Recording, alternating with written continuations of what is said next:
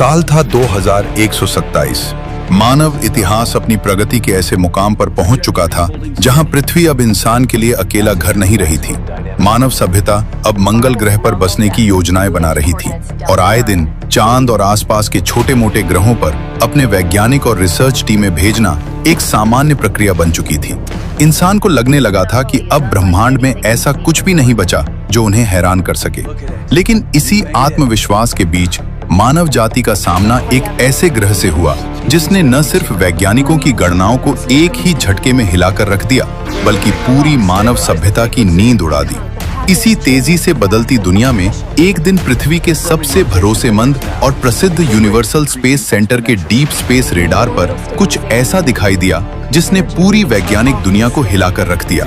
Radar screen पर एक दूरस्थ ग्रह के ऊपर आसमान में अजीब तरह की चमकती हुई संरचनाएं दिखाई दे रही थीं, मानो कोई चीज सूर्य की रोशनी को असामान्य ढंग से परावर्तित कर रही हो। शुरुआत में वैज्ञानिकों ने सोचा शायद कोई दुर्लभ खनिज या गैसीय परत होगी, लेकिन जैसे जैसे सैटेलाइट डेटा गहराई से एनालाइज हुआ, सबके चेहरे के रंग उड़ गए, क्योंकि उस ग्रह के वातावरण से एक लगातार आने वाला रहस्यमय सिग्नल रिकॉर्ड हो रहा था, जो 24 घंटे तक बिना रुके चलता रहा। उसकी फ्रीक्वेंसी किसी भी ज्ञात कॉस्मिक या प्राकृतिक तरंग से मेल नहीं खा रही थी। 72 घंटे की लगातार रिसर्च और एनालिसिस के बाद वैज्ञानिकों ने जो निष्कर्ष निकाला वो बहुत ज्यादा चौंकाने वाला था।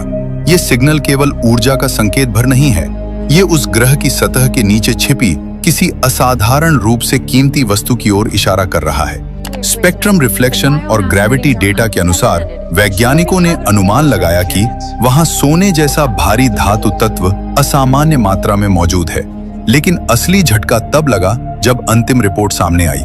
ये मात्रा 1 से 2 किलो नहीं, बल्कि लाखों टन सोना हो सकती है। पूरी पृथ्वी पर सनसनी फैल गई। इतिहास में पहली बार किसी दूसरे ग्रह पर इतनी विशाल मात्रा में सोने की मौजूदगी के संकेत मिले थे।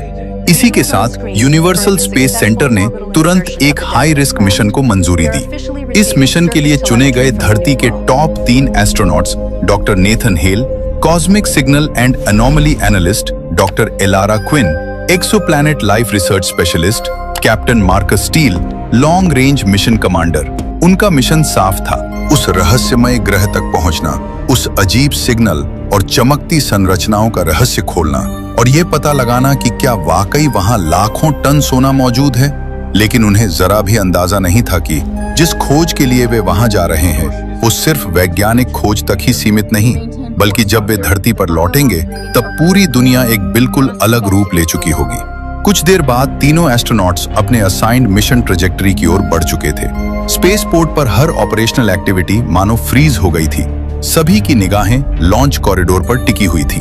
जैसे ही काउंटडाउन 0 पर पहुंचा, रॉकेट इंजन्स की लो फ्रीक्वेंसी वाइब्रेशन पूरे ऑर्बिटल स्टेशन में महसूस होने लगी। हाई थ्रस्ट इग्निशन के साथ इंटरस्टेलर स्पेसक्राफ्ट धीरे धीरे अर्थ्स ग्रेविटी वेल से बाहर निकल गया। कुछ ही क्षणों में नीला ग्रह सेंसर्स की रेंज से पीछे छूटने लगा और कॉकपिट की ट्रांसपेरेंट पैनल्स के आगे डीप स्पेस का अनंत अंधकार फैल गया। स्पेसक्राफ्ट के भीतर कोई कैजुअल कम्युनिकेशन नहीं थी। तीनों astronauts live telemetry, signal feeds और संभावित थ्रेट मॉडल्स पर खामोशी से फोकस किए हुए थे, क्योंकि हर किसी को पता था ये मिशन स्टैंडर्ड एक्सप्लोरेशन से कहीं आगे का है। धरती पर यूनिवर्सल स्पेस सेंटर इस मिशन पर लगातार नजर बनाए हुए था। हर सिग्नल, हर मूवमेंट और हर छोटी सी हलचल रियल टाइम में मॉनिटर की जा रही थी। स्पेस सेंटर की स्क्रीन पर स्पेसक्राफ्ट की स्थिति पल पल बदल रही थी और वहीं बैठे वैज्ञानिक जानते थे अब जरा सी भी चूक बहुत महंगी पड़ सकती है, क्योंकि कई 100 सालों बाद पहली बार उन्हें अंतरिक्ष में कुछ ऐसा दिखाई दिया था जिसका कोई स्पष्ट उत्तर अब तक विज्ञान के पास नहीं था। और अगर यह अनुमान सच साबित हुआ तो वहां मौजूद सोने की मात्रा इतनी विशाल थी कि उससे पूरी धरती का इंफ्रास्ट्रक्चर हमेशा के लिए बदल सकता था। इस मिशन से जुड़ी जानकारी सिर्फ एक ही एस्ट्रोनॉट के साथ शेयर की गई थी, doctor Elara Quinn, mission head, जो इस पूरे मिशन को देख रही थी। जैसे जैसे वे उस तय दिशा में आगे बढ़ते गए, सिग्नल की तीव्रता तेज होती चली गई और उसकी क्लैरिटी भी असामान्य रूप से बढ़ने लगी। अचानक कैप्टन मार्कस की आवाज कंट्रोल पैनल की खामोशी को चीरती हुई गूंजी। टीम, अलर्ट रहो, ये कोई साधारण सिग्नल नहीं है, कुछ बड़ा होने वाला है।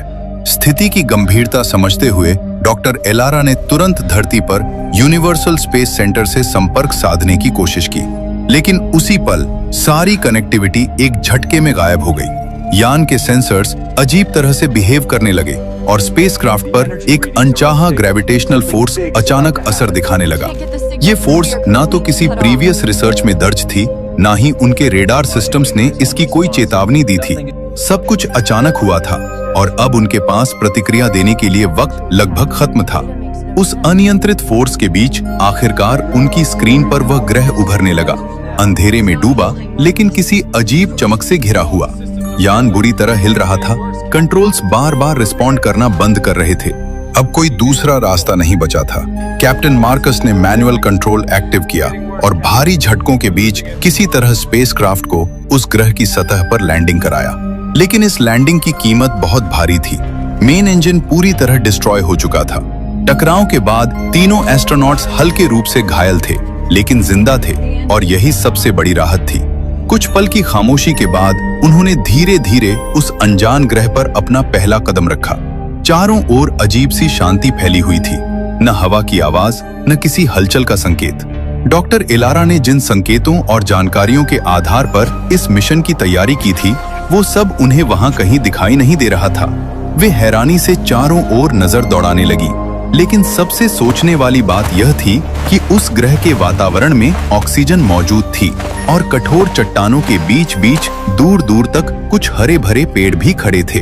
ऐसा प्रतीत हो रहा था मानो करोड़ों साल पहले यहाँ कभी जीवन फलता फूलता रहा हो। मार्कस ने धीमी लेकिन गंभीर आवाज में कहा, एलारा, यहाँ तो हालात काफी हद तक धरती जैसे लग रहे हैं। क्या हमें आगे बढ़कर इस ग्रह के बाकी हिस्सों को भी एक्सप्लोर करना चाहिए? उसके बाद तीनों धीरे धीरे आगे बढ़ने लगे। कुछ दूरी तय करते ही उनके सामने एक विशाल समुद्र फैला नजर आया। नजर जहां तक जाती थी बस पानी ही पानी था। ऊंची ऊंची चट्टानों से लहरें जोर से टकरा रही थी और उनकी गूंज चारों ओर फैल रही थी।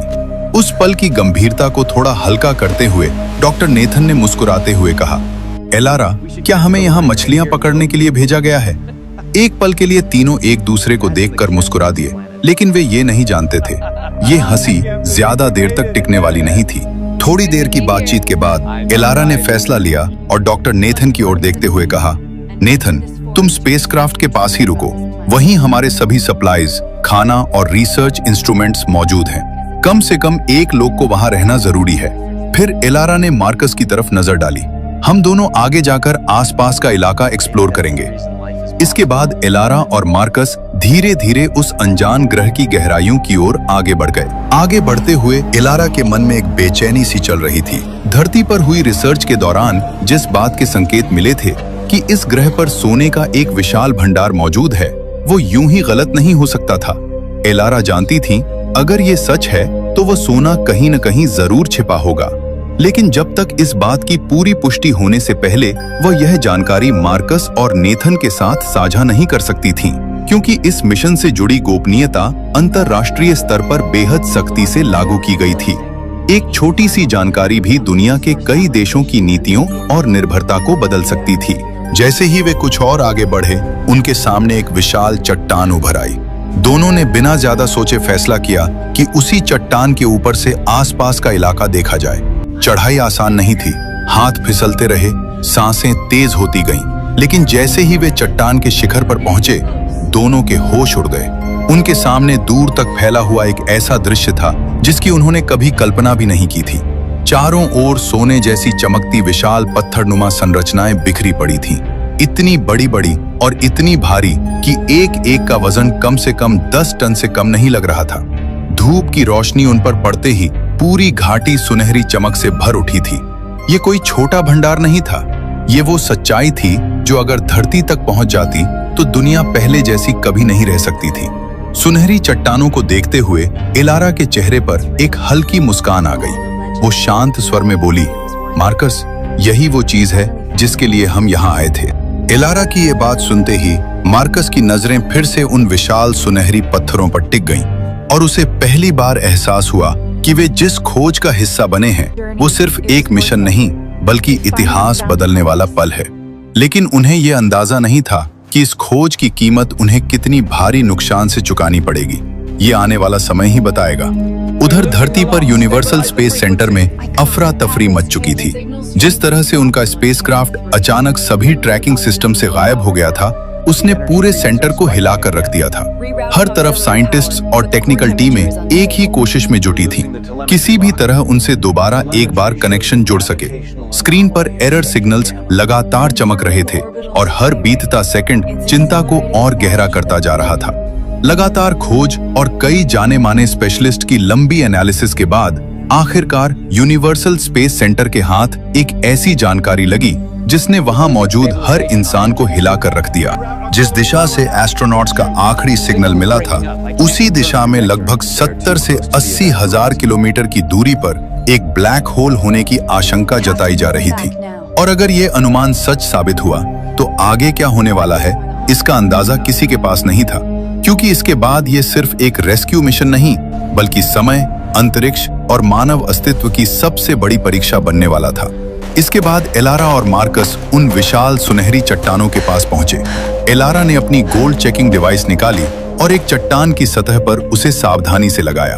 कुछ ही सेकंड में डिवाइस की स्क्रीन एक्टिवेट हो गई और जो परिणाम सामने आया उसे देखकर दोनों सन्न रह गए। मशीन 100% प्योर गोल्ड दिखा रही थी। एलारा और मार्कस एक दूसरे की ओर देखने लगे, क्योंकि धरती पर किसी भी तकनीक से सोने की जांच करने पर इतनी सटीक पुष्टि कभी नहीं मिली थी। ये सिर्फ सोना नहीं था, ये विज्ञान की समझ से कहीं आगे की चीज लग रही थी। दोनों हैरान थे और अब उनके मन में सवालों की संख्या तेजी से बढ़ने लगी थी।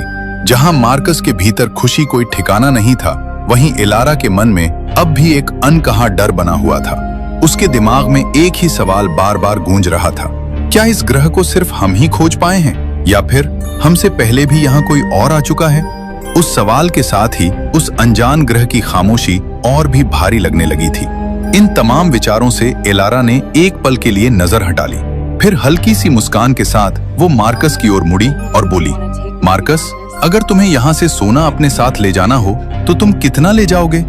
अचानक बदले इस सवाल पर मार्कस जोर से हंस पड़ा और बोला, इतना कि मेरी वाइफ पूरी जिंदगी मुझसे फिर कभी सोना खरीदने को न कहे। ये सुनकर एलारा भी मुस्कुरा उठी और बोली, तब तो मार्कस, शायद तुम जितना भी ले जाओ कम ही पड़ जाएगा।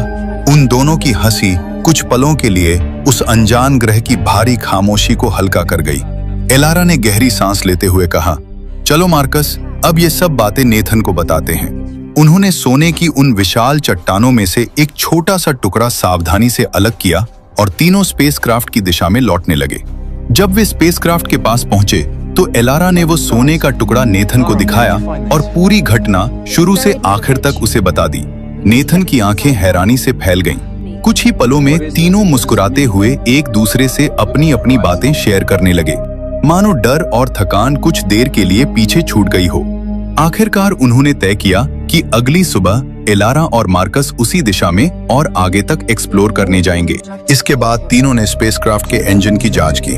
थोड़ी देर बाद नेथन ने कहा, इंजन रिपेयर हो सकता है, लेकिन इसमें थोड़ा समय लगेगा। ये सुनकर तीनों को कुछ राहत मिली। थकान अब साफ नजर आ रही थी, तो वे अपने अपने सीट्स पर बैठ गए।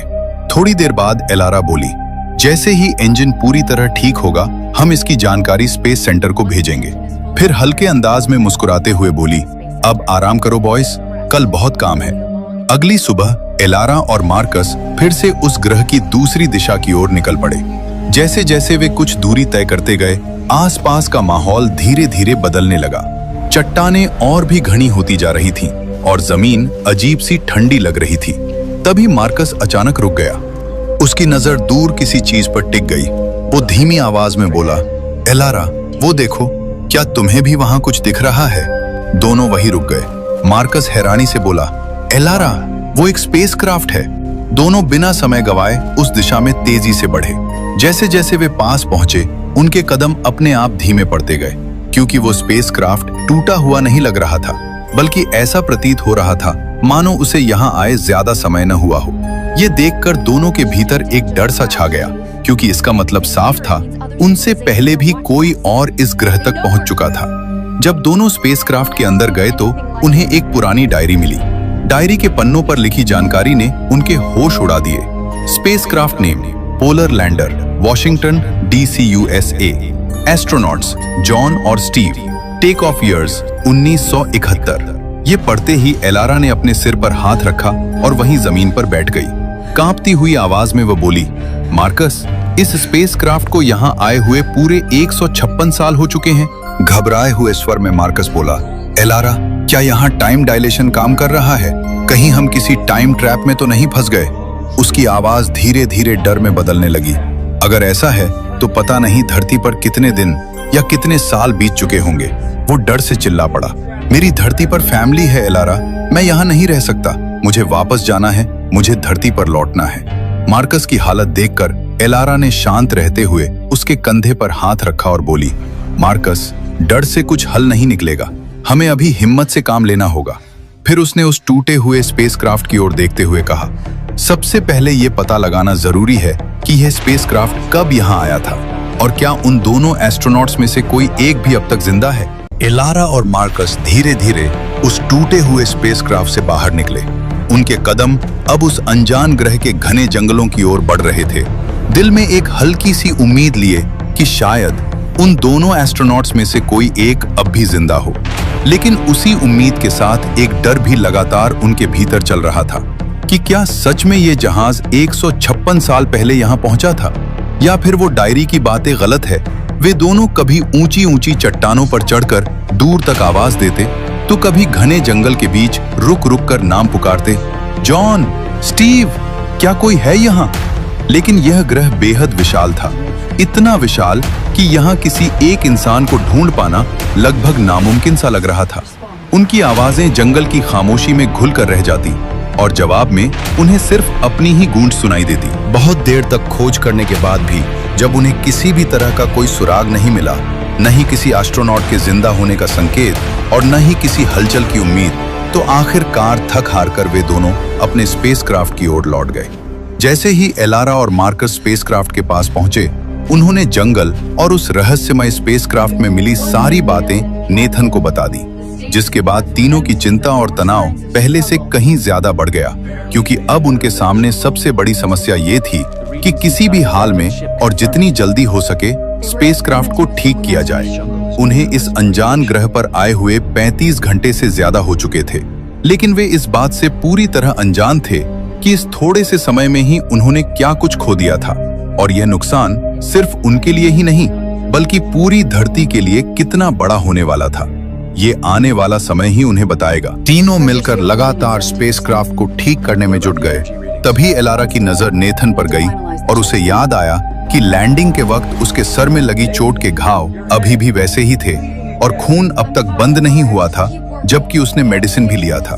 ये सब देखकर एलारा के भीतर डर और गहराता चला गया, क्योंकि इसका साफ मतलब था कि इस ग्रह पर समय या शरीर की हीलिंग प्रक्रिया असामान्य रूप से बहुत धीमी गति से काम कर रही थी, जहां छोटे से घाव तक सामान्य समय में भर नहीं पा रहे थे। धीरे धीरे उन्हें उस ग्रह पर 46 घंटे हो चुके थे और थकान से टूट चुकी एलारा बाहर बैठी हुई थी। तभी मार्कस उसके पास आया और हल्की मुस्कान के साथ बोला कि एलारा, तुम पूछ रही थी ना मैं कितना सोना ले जाऊंगा, और मैंने कहा था जितना मेरी वाइफ खुश हो जाए उतना। लेकिन सच तो ये है कि मेरी वाइफ मुझे देखते ही खुश हो जाती है, क्योंकि इस दुनिया में उसके लिए सबसे कीमती चीज मैं और हमारी बेटी है। और मार्कस की ये बातें सुनते ही एलारा की आंखें नम हो गईं और वह बिना कुछ कहे बस उसे देखती रह गई। एलारा ने धीमी आवाज में पूछा, मार्कस, तुमने अपनी बच्ची को आखिरी बार कब देखा था? इस पर मार्कस कुछ पल चुप रहा और फिर बोला कि ये मिशन इतनी जल्दी में लॉन्च किया गया था कि वो अपनी बेटी को आखिरी बार बस सोता हुआ देखकर ही आया था। जाते वक्त उसकी वाइफ ने उससे कहा था कि जल्दी लौट आना, हम इंतजार करेंगे। और मार्कस ने गहरी सांस लेते हुए कहा कि जब वे यहाँ से निकलेंगे तो एलारा वो इस ग्रह से सोने की एक निशानी जरूर ले जाएगा, अपनी बेटी को सीने से लगाएगा और उसे ढेर सारा प्यार करेगा। इसके बाद मार्कस बोला कि वो सोने की उन चट्टानों की तरफ जा रहा है और ये कहकर वहां से निकल गया। उसके जाते ही कुछ देर बाद नेथन आया और गंभीर आवाज में एलारा से बोला कि अगर सब कुछ सही भी रहा तब भी स्पेसक्राफ्ट को पूरी तरह ठीक करने में उन्हें अभी 1 दिन से ज्यादा समय लगने वाला है। मार्कस उन सुनहरी चट्टानों के पास पहुंचा और हल्की सी मुस्कान के साथ चारों ओर नजर दौड़ाने लगा। फिर बिना ज्यादा सोचे समझे उसने वहां से सोने के कुछ छोटे छोटे टुकड़े उठाकर सावधानी से अपने बैग में रखना शुरू कर दिया। और उधर नेथन के सर पर लगी चोट के कारण उसकी तबीयत लगातार बिगड़ती जा रही थी। ज्यादा खून निकल जाने से उसे बार बार चक्कर आ रहे थे और उसका शरीर पूरी तरह कमजोर हो चुका था। नेथन की बिगड़ती हालत देखकर एलारा हर संभव कोशिश करने लगी, लेकिन ज्यादा खून बह जाने और सिर पर लगी चोट की वजह से नेथन मानसिक और शारीरिक दोनों रूप से पल पल टूटता जा रहा था। एलारा रोती हुई बोली, मैं तुम्हें कुछ नहीं होने दूंगी नेथन, तुम हिम्मत मत हारना।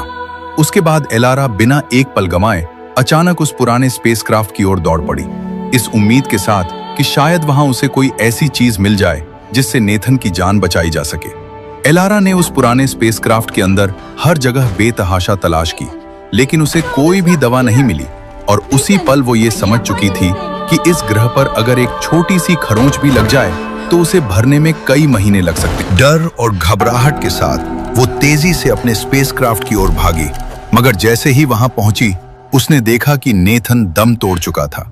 ये दृश्य देखते ही एलारा पूरी तरह टूट गई और वहीं हताश और निराश होकर बैठ गई, क्योंकि उसकी आंखों के सामने उसके एक साथी की मौत हो चुकी थी।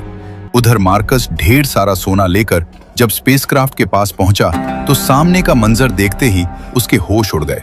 नेथन की मौत और एलारा की टूटी हुई हालत देखकर वो चुपचाप एक तरफ बैठ गया और फूट फूट कर रोने लगा, क्योंकि अब उनके सामने सोना मौजूद होने के बावजूद उसकी कोई कीमत नहीं बची थी। इस पल उन्हें सिर्फ अपनी जिंदगी प्यारी लग रही थी और दोनों बस यही चाहते थे कि किसी भी तरह वे इस अनजान ग्रह से निकलकर अपनी धरती पर वापस पहुंच सके। अब उन्हें उस ग्रह पर आए हुए लगभग 71 घंटे हो चुके थे। उसके बाद एलारा मार्कस के पास आई और बोली, मार्कस, किसी भी हाल में हमें मुख्य इंजन को चालू करना ही होगा। इसके बाद दोनों ने उसी ग्रह पर नेथन को अंतिम विदाई दी और काम में जुट गए। लगातार 11 घंटे की कड़ी मेहनत के बाद आखिरकार मुख्य इंजन चालू हो गया। दोनों को हल्की सी खुशी तो हुई, लेकिन नेथन को इस तरह खो देने के बाद उनकी खुशी वैसी नहीं थी जैसी होनी चाहिए थी। आखिरकार सारी तैयारियां पूरी करके वे वहां से निकल गए। जब वे उस ग्रह से रवाना हुए तब उन्हें उस धरती पर आए हुए 83 घंटे से भी ज्यादा हो चुके थे, लेकिन जैसे ही वे उस ग्रह के गुरुत्वाकर्षण से बाहर निकले फिर भी उनके सिस्टम पर धरती से कोई कनेक्शन नहीं जुड़ा और स्क्रीन पर बार बार नो सिग्नल लिखा दिखाई देता रहा। यह देखकर एलारा हैरान रह गई कि ऐसा कैसे हो सकता है। मार्कस ने कई बार धरती की ओर सिग्नल भेजने की कोशिश की, लेकिन हर बार उन्हें कोई भी जवाब नहीं मिला। देखते देखते उनका स्पेसक्राफ्ट पृथ्वी के ऑर्बिट के पास पहुंच गया, लेकिन हैरानी की बात यह थी कि अब तक न तो धरती से कोई रिस्पॉन्स मिला था, न कोई वार्निंग और न ही किसी तरह का ऑटोमेटेड सिग्नल उनके सिस्टम पर दिखाई दे रहा था। एलारा को पहले तो लगा कि शायद स्पेसक्राफ्ट के कम्युनिकेशन सिस्टम में ही कोई खराबी आ गई है, लेकिन जैसे ही वे एटमॉस्फेयर में प्रवेश करते हुए नीचे की ओर आए उनके होश उड़ गए। स्पेसक्राफ्ट जब जमीन पर उतरा तो वो किसी शहर के पास नहीं बल्कि एक विशाल और घने जंगल के किनारे लैंड हुआ था। चारों ओर जहां नजर जाती थी वहां सिर्फ पेड़, झाड़ियां और खुली जमीन दिखाई दे रही थी। न कोई घर, न सड़कें, न गाड़ियां, न ही इंसानी सभ्यता का कोई भी निशान। कुछ पलों के लिए तो दोनों को यही लगा कि शायद वे गलती से किसी और ही ग्रह पर आ गए हैं, लेकिन तभी उनकी नजर दूर चलती हुई कुछ आकृतियों पर पड़ी जो देखने में इंसानों जैसी लग रही थी। लंबे कद, साधारण शरीर, पत्थर जैसे औजार और आदिम चाल ढाल, स्पष्ट रूप से होमोसेपियंस जैसे। ये दृश्य देखते ही मार्कस डर और हताशा में वहीं जमीन पर बैठ गया। उसका पूरा शरीर कांप रहा था और कांपती हुई आवाज में उसने पूछा, एलारा, हम किस समय में आ गए हैं और कितने साल बाद पृथ्वी पर लौटे हैं? एलारा ने घबराते हुए अपने स्कैनर और एनवायरमेंटल रीडिंग्स देखी। उसकी सांस तेज हो गई और भारी स्वर में वो बोली, मार्कस, ये प्लाइस्टोसीन युग है। हम लगभग 3 लाख साल पीछे आ चुके हैं। ये सुनते ही दोनों एकदम खामोश हो गए, क्योंकि अब उन्हें समझ आ चुका था कि वे सिर्फ अपने समय से नहीं बल्कि पूरी मानव सभ्यता से बहुत दूर आ चुके थे।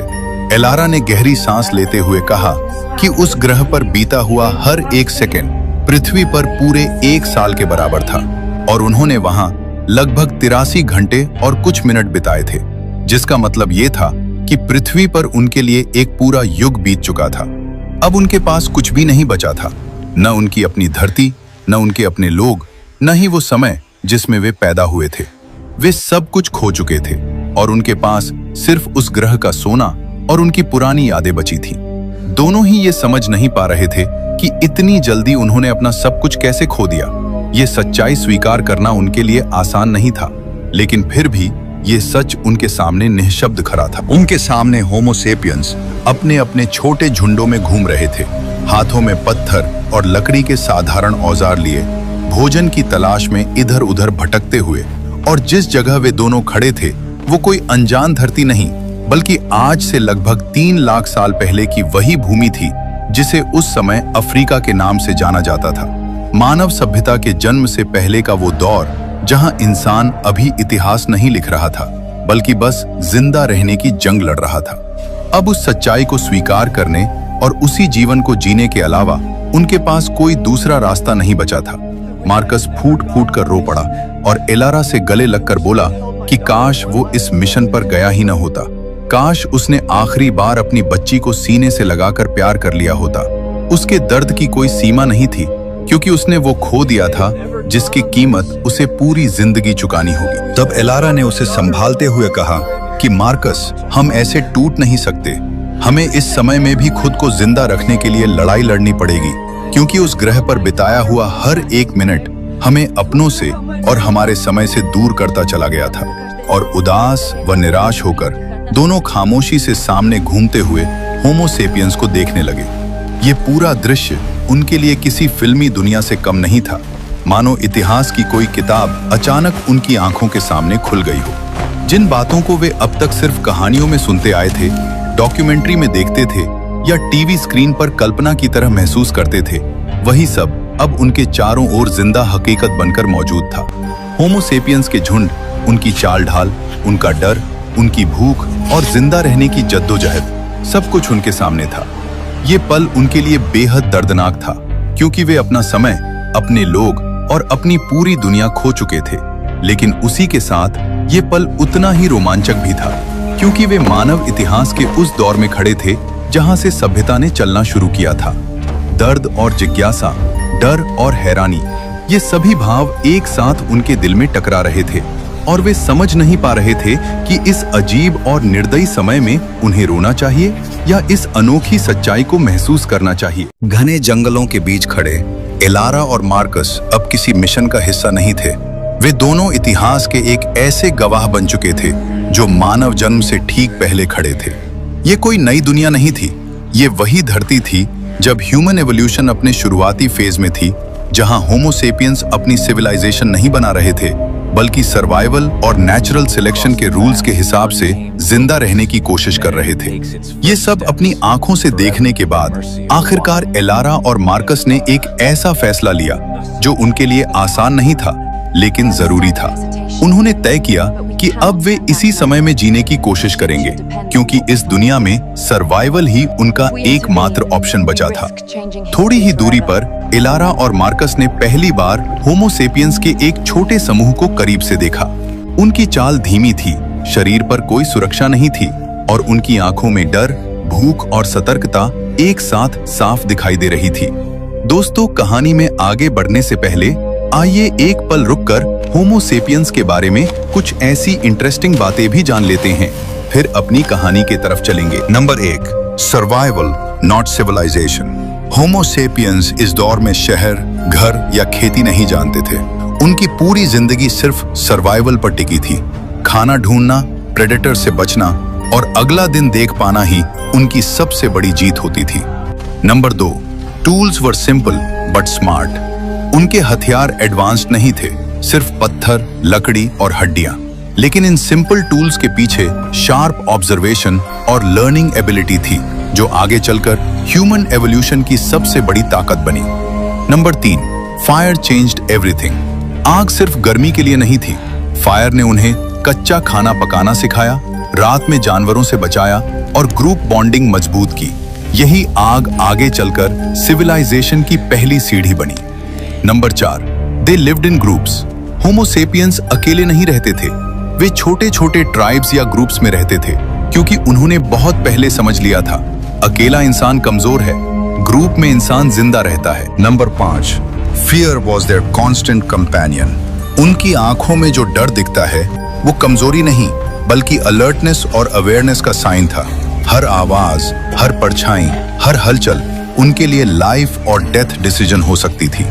एलारा और मार्कस ने तय किया कि आज का पूरा दिन वे होमो सेपियंस को ट्रैक करेंगे और उनकी डेली रूटीन को ध्यान से ऑब्जर्व करेंगे, लेकिन एक सेफ डिस्टेंस से, क्योंकि वे नहीं चाहते थे कि उनकी मौजूदगी किसी के लिए खतरा बने या होमो सेपियंस उन्हें देखकर डर जाएं। इसके बाद एलारा और मार्कस ने एक ऐसे समूह को चुनने का फैसला किया जिसमें बच्चे, जवान, औरतें और कुछ बुजुर्ग लोग भी शामिल थे। उन्हें लगा कि यही समूह होमो सेपियंस की असली जिंदगी को सबसे अच्छे तरीके से दिखा सकता है। इसलिए वे बिना दिखे चुपचाप उनके पीछे चलने लगे। जब वे उनके पीछे पीछे चलने लगे तो एलारा और मार्कस ने ध्यान से देखा कि बच्चे समूह के बीच में रखे गए थे, जबकि जवान और मजबूत लोग दोनों तरफ चलते हुए एक तरह का प्रोटेक्टिव कवर बनाए हुए थे। कुछ बुजुर्ग लोग पीछे थे, मानो पूरे समूह की सुरक्षा का आखिरी घेरा हो। और जब चलने के दौरान कोई थक जाता तो वे किसी पेड़ के पास थोड़ी देर रुक जाते। एलारा और मार्कस इस बात से हैरान थे कि होमो सेपियंस आपस में ज्यादा बातें नहीं कर रहे थे, फिर भी वे बिना शब्दों के एक दूसरे की जरूरतें समझ रहे थे। किसे आराम चाहिए, कौन थक चुका है और कब रुकना सही रहेगा।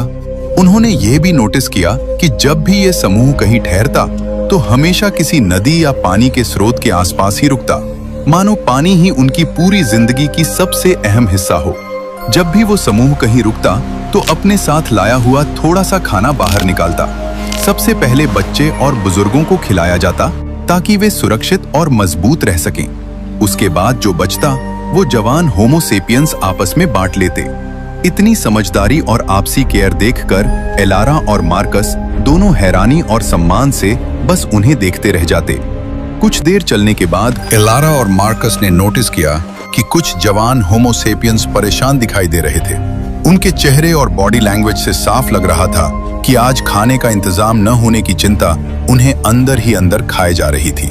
इतने बड़े समूह के साथ चलना आसान नहीं था। अगर हर दिन शिकार न मिले तो बहुत से लोगों को भूखे ही रात गुजारनी पड़ सकती थी। मार्कस ने धीमी आवाज में एलारा से कहा, एलारा, अगर हमारा खाना भी खत्म हुआ तो हमें भी इसी दुनिया के नियमों के हिसाब से शिकार पर ही डिपेंड रहना होगा। एलारा ने उसकी बात सुनकर कुछ कहे बिना बस धीरे से सिर हिलाया, क्योंकि वो भी समझ चुकी थी कि अब सर्वाइवल के रूल्स बदल चुके हैं। धीरे धीरे शाम हो गई और जब होमो सेपियंस थक हार कर अपनी गुफाओं की ओर लौटे तो उनकी आंखों में कोई खुशी या चमक नहीं थी। उनके लिए हर दिन वही दिन माना जाता था जिस दिन वे किसी तरह खाने का इंतजाम कर पाए। बच्चे अब भी हंस खेल रहे थे, लेकिन जवान और बुजुर्ग जानते थे कि आज का दिन अच्छा नहीं गया और अगली सुबह उन्हें और ज्यादा मेहनत करनी होगी। तभी मार्कस की नजर एक छोटे होमो सेपियंस बच्चे पर पड़ी, जो अपनी माँ के पास आकर आग के किनारे उसकी गोद में बैठ गया। उसकी माँ उसे धीरे धीरे प्यार करने लगी, जैसे इस बेरहम दुनिया में वही उसका सबसे सुरक्षित ठिकाना हो। उस पल उस माँ की ममता देखकर मार्कस अंदर से पूरी तरह टूट गया। उसे अपनी वाइफ और अपनी बेटी की याद आने लगी और कुछ पलों के लिए वह यह भी भूल गया कि वो किसी और ही दुनिया और किसी और समय में खड़ा है। उदासी से भरकर वो चुपचाप एक कोने में बैठ गया, आसमान की तरफ देखते हुए खुद को इस मिशन के लिए कोसने लगा। अगली सुबह एलारा ने देखा कि समूह में से एक होमो सेपियंस बच्ची अपने छोटे से भाई के साथ जंगल की ओर जाती है। थोड़ी देर बाद वो कुछ फल तोड़कर वापस लौटती है और उन्हें समुदाय के बाकी लोगों में बांट देती है। लोग उन्हें खाते हैं और ये देखकर एलारा को यह एहसास होता है कि ये लोग सिर्फ शिकार पर निर्भर नहीं हैं, बल्कि जरूरत पड़ने पर फल और प्रकृति की दूसरी चीजों से भी अपनी भूख मिटाते हैं। लेकिन इतना सब कुछ देखने के बाद भी एलारा के भीतर अब तक इतनी हिम्मत नहीं आई थी कि वो उनके सामने जाकर अपनी मौजूदगी जाहिर कर सके। कुछ समय बाद एलारा ने देखा कि कुछ होमो सेपियंस अपना सामान समेटने लगे हैं, मानो वे इस जगह को छोड़कर किसी दूसरी दिशा में निकलने की तैयारी कर रहे हों। ये देख एलारा ने धीमी आवाज में मार्कस से कहा, लगता है ये लोग किसी बड़ी तैयारी में आगे बढ़ रहे हैं, हमें इनके साथ चलना होगा। एलारा और मार्कस उनके पीछे पीछे चल पड़े। रास्ता आसान नहीं था, कभी घना जंगल, कभी बहती नदियां, तो कभी ऊंची ऊंची चट्टानों के बीच से होकर गुजरना पड़ा। बीच बीच में तेज हवाओं के साथ तूफान आए कई बार मूसलाधार बारिश ने उन्हें पूरी तरह भिगो दिया, लेकिन इसके बावजूद वो समूह रुका नहीं। वे भी खुद को किसी तरह संभालते हुए आगे बढ़ते रहे, मानो सभी एक ही दिशा में नहीं बल्कि किसी बड़े मकसद की ओर बढ़ रहे हों। जब चलते चलते बच्चे थक जाते तो उनकी माएं उन्हें गोद में उठा लेती, लेकिन कदम फिर भी नहीं थमते। धीरे धीरे चलते चलते उन्हें पूरे 6 घंटे हो चुके थे। ये समूह अब अपनी गुफाओं और पहचानी जमीन से काफी दूर निकल आया था और किसी बिल्कुल अलग इलाके की ओर बढ़ रहा था। ये देखकर मार्कस ने एलारा से कहा, क्या ऐसा तो नहीं कि ये लोग किसी दूसरी ही दिशा में जा रहे हों? क्या हमें इनके पीछे और आगे तक जाना सही रहेगा? एलारा ने कुछ पल सोचकर जवाब दिया, जब हम इतनी दूर तक आ ही गए हैं तो क्यों न थोड़ा और आगे बढ़कर देख लिया जाए। आखिरकार होमो सेपियंस अपनी मंजिल तक पहुंच ही गए। ये कोई 1-2 छोटे समूह नहीं थे, बल्कि दूर तक फैले कई झुंड थे, मानो वहां एक पूरा गांव बस चुका हो। वहां का जीवन अलग ही तरीके से फल फूल रहा था। वहां के होमो सेपियंस बाकी होमो सेपियंस से कहीं ज्यादा ह्यूमन एवोल्यूशन में आगे बढ़ चुके थे, क्योंकि उन्होंने खेती को ही अपनी प्रमुख खान पान का साधन बना लिया था। उन्होंने खेती की एक शुरुआती लेकिन क्रांतिकारी शुरुआत कर दी थी, और यही हमारे आने वाली पीढ़ियों के लिए जीवन जीने का सबसे बड़ा आधार बनने वाली थी।